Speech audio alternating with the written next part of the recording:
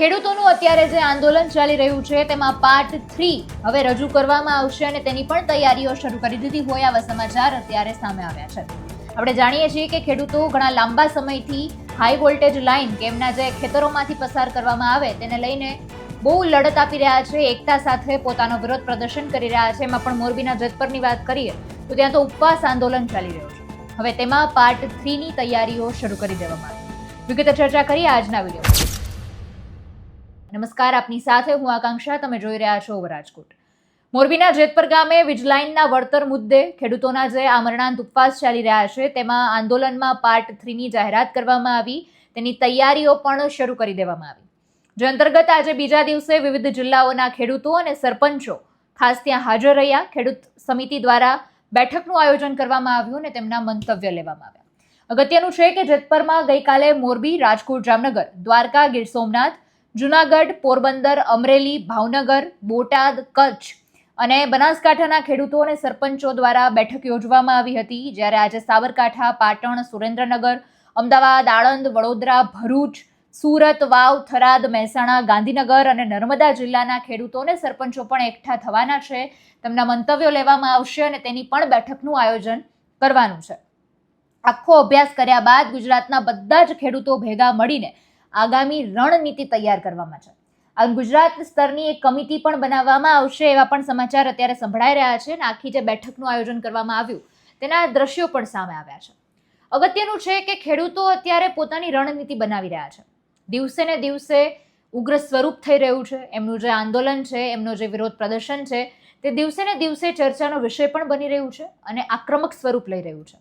તેની વચ્ચે એવા પણ સમાચાર આવ્યા કે ખેડૂત આગેવાન જે અત્યારે પોતે આખું આંદોલન સંભાળી રહ્યા હતા, એમણે પોતે કંઈક પૈસાની વાત કરી હોય, લેતી દેતી કરી હોય અને તેમને સમિતિમાંથી હકાલપટ્ટી કરી નાખવામાં આવી, આવા પણ સમાચાર સામે આવ્યા। હાસ્ય કલાકાર હકાભા ગઢવી પણ જોડાયા છે, તેમની ઓડિયો ક્લિપ વાયરલ થઈ, એ પણ એક ચર્ચાનો વિષય બન્યો। પણ આ બધાની વચ્ચે અગત્યનો જે પ્રશ્ન એ છે કે જગતનો તાત હજુ પણ લડી રહ્યો છે। જગતનો તાત ખેતી પ્રધાન દેશમાં પોતાના અવાજ ઉઠાવવા માટે, પોતાનો વિરોધ પ્રદર્શન કરવા માટે સતત ઝઝૂમી રહ્યો છે અને આમરણાંત ઉપવાસ કરવા પડે છે, આંદોલનો કરવા પડે છે, રેલીઓ કાઢવી પડે છે સરકાર સાથે પોતાની વાત કરવા માટે। તો એ ખરેખર શરમજનક પણ વાત છે અને ગંભીર મુદ્દો પણ છે। હું પાટણ જિલ્લાનો ખેડૂત છું અને આજે અમારા પાટણ જિલ્લાને પણ અહીંયા સમર્થનમાં અને આમાં છાવણીમાં જેતપુરમાં બોલાયો છે। હું ત્રીજી વાર આવ્યો છું।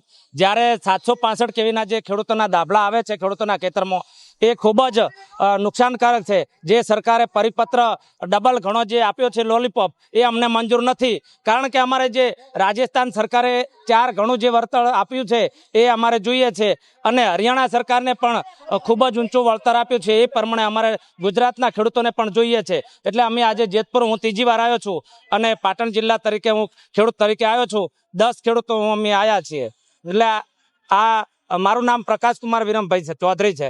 મારું નામ નિકેત પંચાસરા, જેતપુર ગામનો ખેડૂત સમિતિ મેમ્બર। આજે અહીંયા કયા જિલ્લાના ખેડૂતો આવ્યા છે? છેલ્લા 2 દિવસમાં અંદાજે કેટલા જિલ્લાના ખેડૂતો અને આગેવાનો આવ્યા? આણંદ, અમદાવાદ, સુરેન્દ્રનગર, સાબરકાંઠા, આવા તમામ મળીને 24 જિલ્લાના ખેડૂત આગેવાનો આવી ચૂક્યા છે।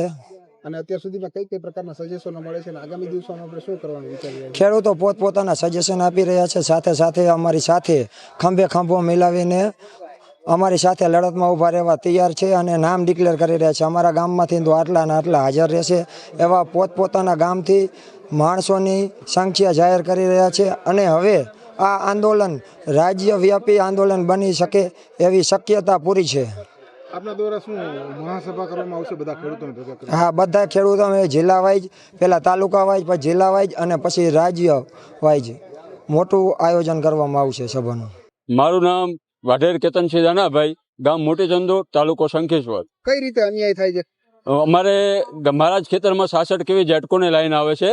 અમને એ લાઈનની મારી બાજુમાં ખરાબાની જમીન છે, એ જગ્યાનો સરકારના જ પરિપત્રમાં આ કીધેલું છે, પણ જે સરકારી અધિકારીઓ છે એસી રૂમમાં બેઠા બેઠા આ સર્વે કરે છે, કોઈ જમીન પર સર્વે કરવા આવતા નથી અને બાજુમાં એમને સર્વે બતાવતા હોય છતાં સરકારી નિયમોનું ઉલ્લંઘન કરી અને અમને ખેડૂતોને નિયમો બતાવે છે, પોલીસો લઈ અને ધાંભલા નાખવાની ધમકીઓ આપે છે। અને આજે સરકારે લોલીપોપ બતાડ્યો છે 200 ગણું વળતર, એ આજે પણ અમને મંજૂર નથી. અને કમિટી એવી બને કે અમારી સમિતિ ગ્રામ પંચાયતની સમિતિ એના 5 સભ્યો લઈ અને એની કમિટી જે નક્કી કરે એ ભાવ પ્રમાણે અમને વળતર મળે. આજે પણ અમે આ વળતર અમે લેવા તૈયાર નહીં. આજે પણ નહીં લઈએ, કાલે નહીં લઈએ. સરકારને જો કોઈ કદાચ પોલીસનો ડર બતાવવો હોય તો પોલીસના ડર નહીં, SRP કે બંદૂકધારી પોલીસ જ લઈને આવે. અમે આજે પણ પોલ નહીં નાખવા દઈએ અને કાલે પણ નહીં નાખવા દઈએ. અમે દ્વારકા તાલુકાથી આવીએ છીએ. 500 જણો એકરા સમર્થનમાં આવ્યા છીએ જેતપુર.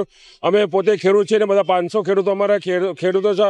આજે ખેડૂતી જે પરિસ્થિતિ છે, અત્યારે જે અદાણીના જે લોકોએ થાંભલા ઉભા છે ખેતરમાં, એ ખેતરોને ભલે થાંભલા નાખ્યાનો અમને કોઈ અફસોસ નથી, પણ થાંભલાના પ્રમાણે જેનું વળતર અમને નથી ચૂકવતા અને અમને ઉપરથી પોલીસ દ્વારા પ્રોટેક્શન લઈને લાઠીચાર્જ કરવામાં આવે છે. એના માટે અમે જેતપુરમાં આ સંમેલનમાં અમે સહભાગી થવા આવ્યા છીએ અને જેતપુરના સાથે અમે ખેડૂતો આવ્યા.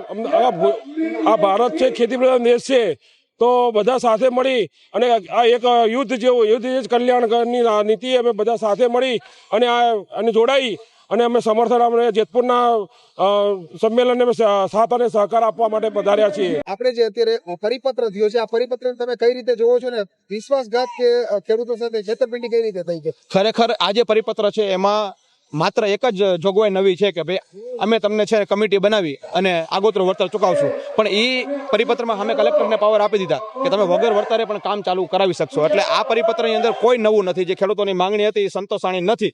અને આ પરિપત્ર જે માત્ર ગુજરાતની જનતાને ગુમરાહ કરવા માટે થઈને પ્રેસ કોન્ફરન્સ કરેલી છે, એટલા માટે આંદોલન ખેડૂતોનું ચાલુ છે. કારણ કે આ પરિપત્રથી ખેડૂતોને જે માંગણી હતી એ માંગણી પૂરી થઈ નથી, એટલે ખેડૂતોનું આંદોલન યથાવત રહેશે. ગજેન્દ્રસિંહ ઝાલા, ગુજરાત કિસાન સંગઠન પ્રદેશ પ્રમુખ. હવે આ દિશામાં સરકાર ક્યારે જાગશે, ક્યારે પગલાં લેશે અને ખરેખર ખેડૂતોને એમને જે જવાબ જોઈએ છે, એમને જે ન્યાય જોઈએ છે, ક્યારે મળશે એ જોવાનું રહ્યું. સમગ્ર મામલાને તમે કઈ રીતે જોવો છો એ કમેન્ટમાં જણાવજો. ફરી મળીશું. અમને રજા આપશો. નમસ્કાર.